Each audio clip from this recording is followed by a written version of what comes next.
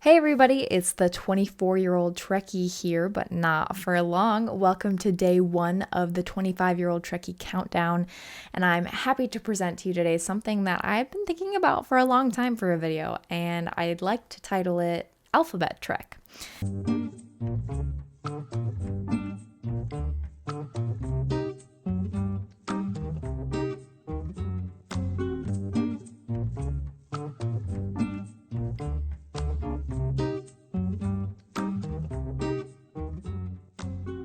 And so, as you can see in front of me, I have these two absolutely huge Star Trek encyclopedias. There's 2 volumes. They're massive and heavy. But they're reference guide to the future and are written by Michael and Denise Okuda. You can see here on the bottom. Absolutely incredible. So much information in here. I can't even fathom remembering all of it. They are something else. But the idea of what I wanted to do for Alphabet Trek is something that I actually kind of did at Science Division's ConnectedCon. And so we had virtual tables, right? And so I had a virtual table where people could jump in and out on a Zoom call, and I ran this event where I had these out, and I'd have a person pick a letter, right? And then they'd pick like a consequent like number of like what's the 8th term under the letter F, or etc.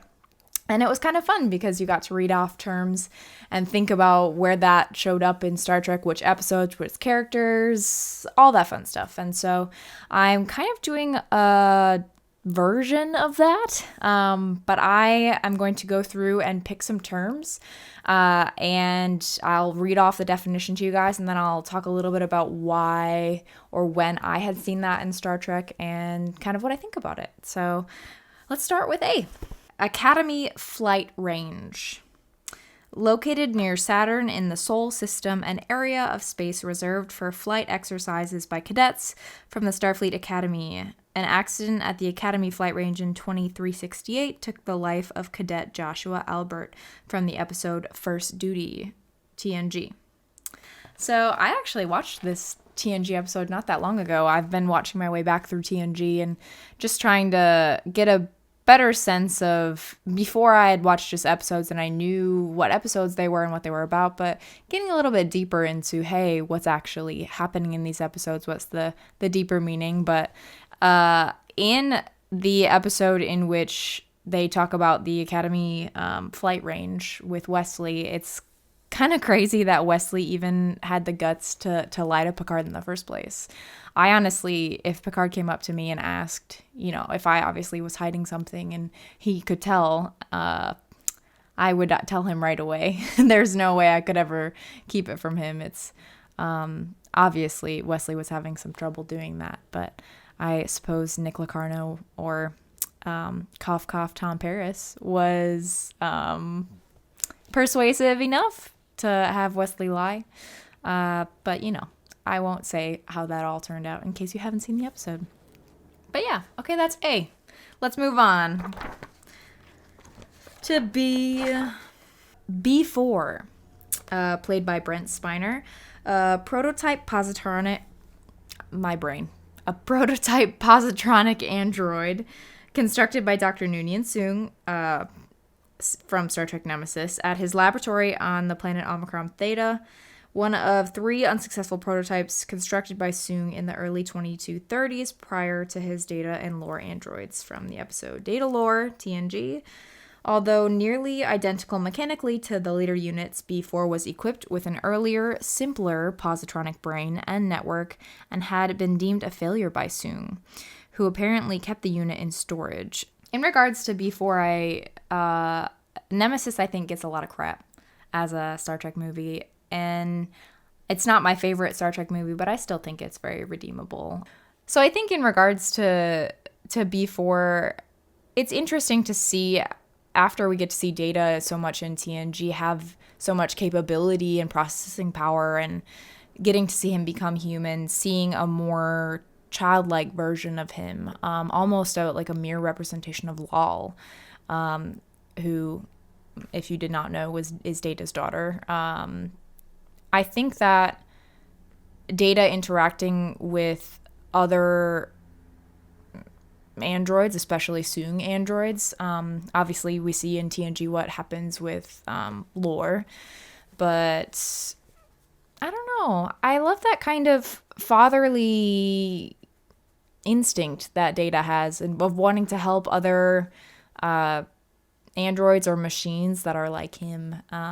And we see some stuff in Picard regarding that. I won't also spoil that for anyone, but at the end of Nemesis, where we see B4 start to hum, obviously blue skies. That's why in here it said see blue skies.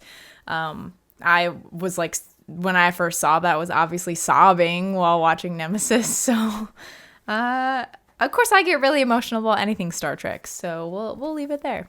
Let's move on to C. Café des Artistes.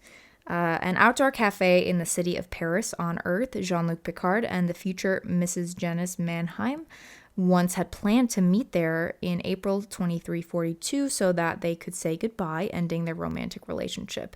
Picard failed to keep the rendezvous, but years later, the two recreated the cafe on the Enterprise D holodeck so that they could properly bid each other adieu. We'll always have Paris. That's the episode of TNG. The menu at the cafe, which was handed out by the waiter Edouard, but never legible on screen, interesting, included such delicacies as croissants dilithium, Klingon targ a la mode, and for dessert, l'antimatter flambe.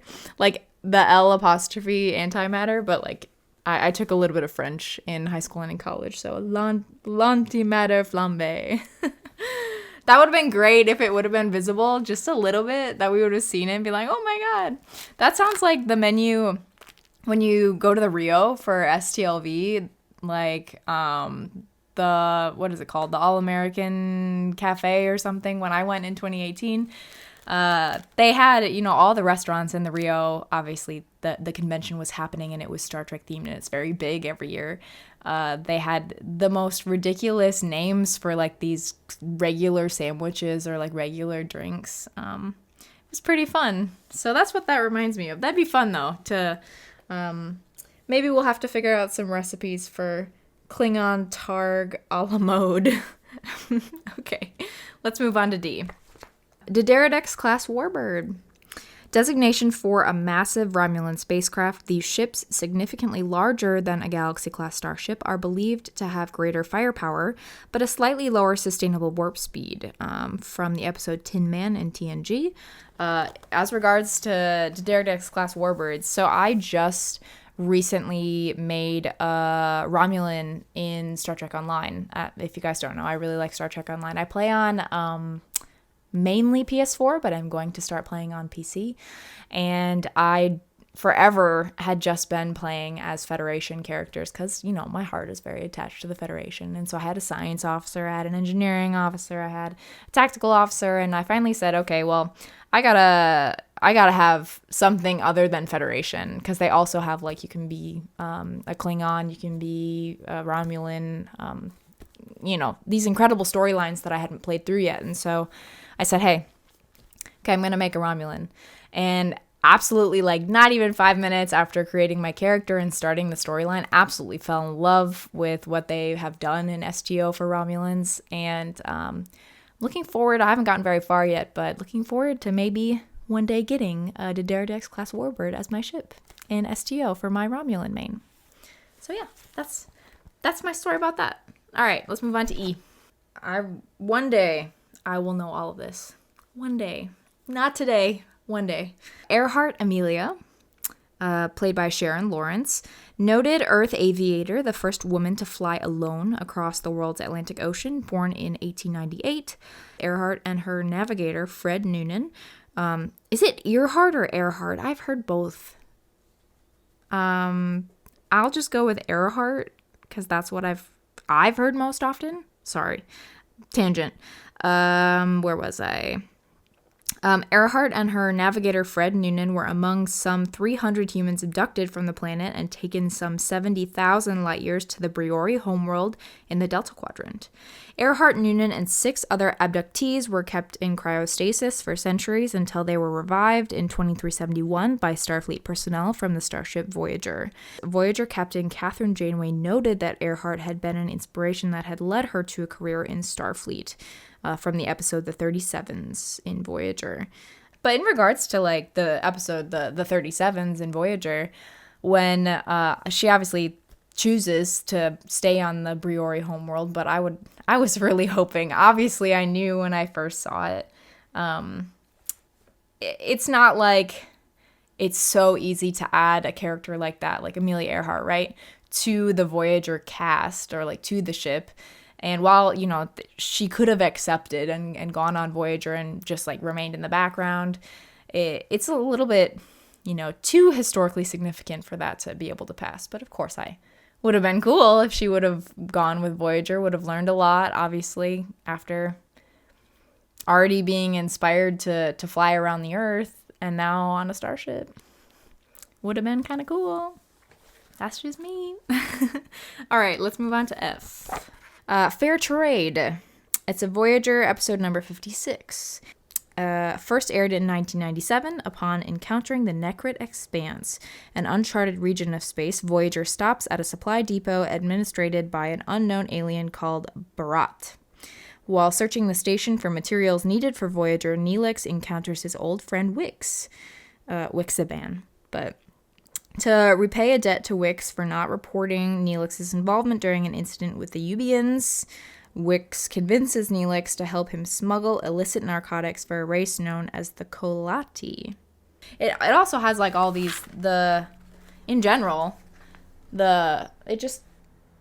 all these like other things where you read it and you're like, oh, who's Barat? It says here, and then you can go back and look at that. So really, any Star Trek question you needed answered, you could answer it with this. But yeah, Fair Trade. I think this episode in general, it's hard to see Neelix believing that Voyager would not need him anymore. Or not want him, I guess. Even when they move into a period or like a portion of space in which Neelix is not familiar with, he automatically is like, well, they're just not going to want me anymore because I'm not going to be useful. And I think that while Neelix is often a character that people dislike, I think that Neelix also is a character that needs to feel useful, no matter what he's doing. If he's being the morale officer, if he's cooking Leola brood, I don't know. I think that I do admire that about him. He wants to be useful and wants to do what he can to help, and sometimes doesn't think about the consequences in which what he does, you know, could impact Voyager. And that's kind of what happens in this episode. But it is sad to see Neelix thinking that they just be like, nah, bye, see you later. Well, obviously, they would never do that, but it's sad to see them think that. All right, moving on to G. Gach. Serpent worms, a Klingon culinary delicacy. Connoisseurs of Klingon cuisine that claim that gach is best served very fresh, i.e. alive. Gach is also served stewed. If I lived in the Star Trek universe and could actually consume gach, if it was a real thing and I could eat it, I wouldn't.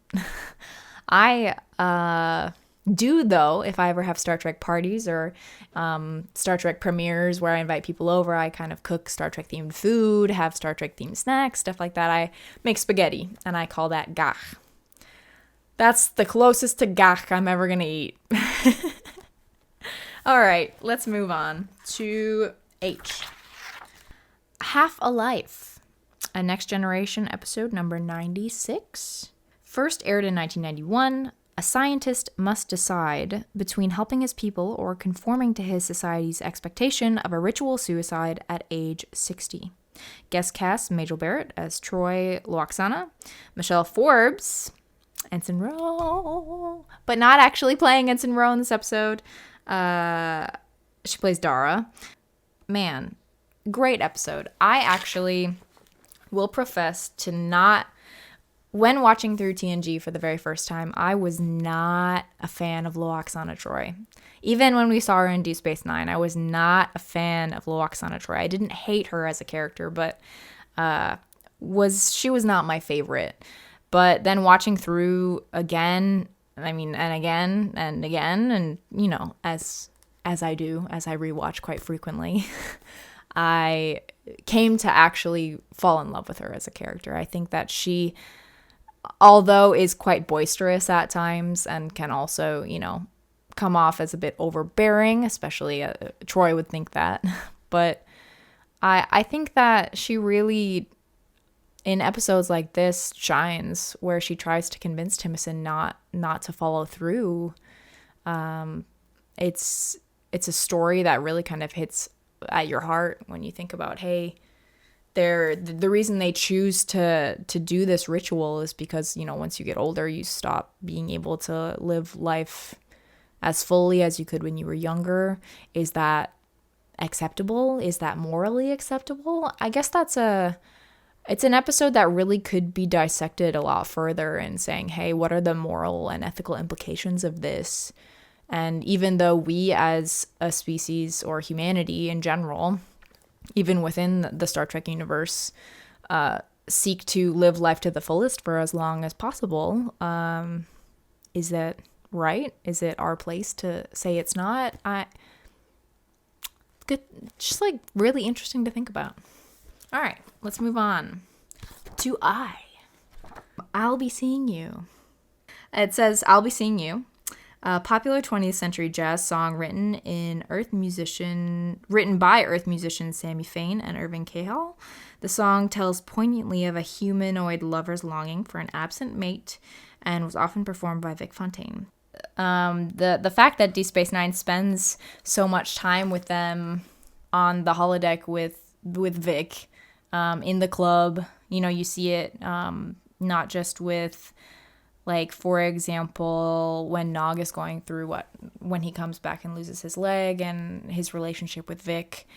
I just think that it's played so very well as the holodeck. I feel like in TNG obviously is a place that's really fun. They can go to experience things they wouldn't normally be able to experience, can go anywhere. I mean, just the idea of a holodeck is amazing, but that on Deep Space Nine, they would take so much time to go back and experience Vic's club. It just like warms my heart because I am such like a jazz lover, and maybe someday at karaoke or something I'll have to sing that. All right, let's go on to J. Jakara Rivas, played by Jonathan Frakes. Identity created for Commander William Riker when he participated in a covert surveillance mission on the planet Malcor 3 in 2367. Riker as Jakara was injured in a riot in the capital city and taken to the Sikla medical facility for treatment. While Jakara was hospitalized, his physician discovered he was an alien who had been surgically altered to pass as a Malcorian. The episode is First Contact, TNG. I also, like I said, I've been watching back through TNG, so I saw this episode not that long ago. I think the episodes, whether they're posing as a different species or whether they're on the holodeck or in a holonovel or, you know, Dr. Crusher is putting on a play, something like that. I love seeing actors play actors, you know, or play something that's not their character specifically. Because oftentimes it's, first of all, hilarious because you understand, like, okay, so Picard and Geordi and Data and Worf and Troy and Riker on the holodeck, you know. What's this episode I'm trying to think of? Tapestry? No, it's not called Tapestry. Where, Barclay creates all the holodeck. No, Hollow Pursuits? Yes, Hollow Pursuits. See, like I said, this is why I need these, because I can't remember. Getting to see them play something that's so not their character is great. And obviously Riker in this episode is playing, or trying to convince them that he is a Malkorian, and obviously is very much not. And then obviously the nurse, I don't remember her name, and it's gonna plague me now because I'm gonna be thinking about what it is. Maybe you guys can help me in the comments, but becomes very fascinated with him, and things ensue later in the episode. But you know, Riker being Riker on a away mission with a beautiful woman. Okay, let's move on to K. Kalar, however you say it. Susie Plankson, Federation special emissary who supervised the return of the Klingon sleeper ship T'Ong to Klingon space in 2365. Kalar had been romantically involved with Worf in 2359, but the relationship remained unresolved until 2365, when Kalar was assigned to the Enterprise D to deal with the T'Ong crisis. Kalar and Worf nearly took the Klingon marriage oath at the time, when, unbeknownst to Worf, their liaison resulted in the conception of a child, Alexander Roshenko, the emissary. TNG is that episode. Kalar was murdered by Duras during the Rite of Succession after Kalar began to uncover evidence of Duras's wrongdoings. I wish so much that we would have seen more from Kalar. Obviously, that she wouldn't have died in the first place. I think that she really matched Worf in a way that he wasn't familiar with. He's used to being, you know, the Klingon on board a Federation starship. And when he interacts with Kalar, and she really pushes back at him when he offers that, you know, Klingon mentality, and she, you know, will face him head on, if not go overboard. I think that that was good for him. And he came to respect her. And then, I mean, as soon as we see her, then she's gone again. And then we see her again, and then she's dead. So I wish we would have seen more from her. I think, obviously, Susie Plankson is very adaptable as an actress, playing multiple roles in Star Trek, not just in TNG, but in Voyager, like I said, as well, as a Q, which is also great to see. But yeah, what do you think? I think we needed more Kalar. Let's move on to L. Landing Party. A specialized team of Starship personnel assigned to a particular mission, usually on a planet. Landing party assignments were generally at the captain's discretion, but were often composed of a senior officer mission specialist, such as a science officer, and one or more security personnel. The term landing party has since been replaced by Starfleet with a more generic away team. This is something, honestly, I don't know that I ever really took a lot of notice to the fact that I feel like in TOS they used landing party more often, and then from TNG on where we say like away mission. That seems like something that would be really obvious for me to pick up just because of the fact that they're completely different words. Yes, they mean the same thing, but I don't know that it ever really struck me that there was a difference. Not sure. In TOS, I wonder, do they specifically just use landing party, or do they say away mission? I have to go back through. I've been watching TOS recently as well, but that's not something I was specifically looking for. So I'll have to go back into TOS and see if they actually say which one they say. But in regards to landing party in general, like obviously we see way more in TNG with Riker expressing that Picard should not be going on a lot of away missions because obviously the captain shouldn't die on an away mission, or is more likely to die being faced with unknown danger. Whereas Kirk just goes wherever without anyone batting an eye. I think that also though, okay, so like the episode where Tasha dies, right? I'm obviously very sad about that because I love Tasha Yar, but we got Tasha and Crusher and Riker and Deanna, and like, man, that's a lot of senior officers, right? Like, hey, oh, I was gonna point the wrong way. Look, that's a lot of people to lose out of the TNG cast. So I don't know. I liked more on like Enterprise where we saw like Crewman Cutler, who was like the mission specialist, but not necessarily a senior officer go on a mission. Trying to think of other examples of that. but none are coming to my mind right now. But something interesting to consider, like, they just throw out senior officers. They're like, okay, everybody go. Hope you don't die. All right, let's go for M.